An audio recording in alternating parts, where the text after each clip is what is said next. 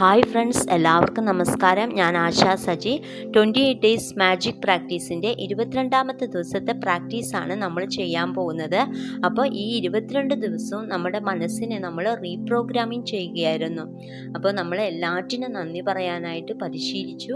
പിന്നെ നമ്മുടെ ഫ്യൂച്ചറിലേക്ക് വേണ്ട കാര്യങ്ങൾ മുൻകൂട്ടി നന്ദി പറയാനായിട്ടും നമ്മൾ ശീലിച്ചു കഴിഞ്ഞു.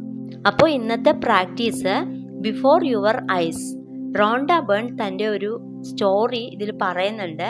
അവർ തൻ്റെ 10 ലക്ഷ്യങ്ങൾ ഒരു പേപ്പറിൽ എഴുതി വെച്ചു. എന്നിട്ട് അവരുടെ പോക്കറ്റിൽ എപ്പോഴും സൂക്ഷിക്കുമായിരുന്നു. അതിനുശേഷം ഓർമ്മ വരുമ്പോഴെല്ലാം ഈ പേപ്പർ എടുത്ത് തൻ്റെ ലക്ഷ്യങ്ങൾ ഒരു തവണ വായിക്കും. അതിനുശേഷം ആ ആഗ്രഹങ്ങൾ നടന്നു കഴിഞ്ഞതായിട്ട് വിഷ്വലൈസ് ചെയ്ത് നന്ദി പറയും. അപ്പോൾ ആ 10 ആഗ്രഹങ്ങളും വളരെ വേഗം നടന്നു കിട്ടിയെന്ന് മാജിക് പുസ്തകത്തിൽ സാക്ഷ്യപ്പെടുത്തിയിട്ടുണ്ട്. അപ്പോൾ ഓരോ ആഗ്രഹം നടന്നു കിട്ടുമ്പോഴും അതിൻ്റെ നേരെ ടിക്ക് മാർക്ക് ചെയ്യും.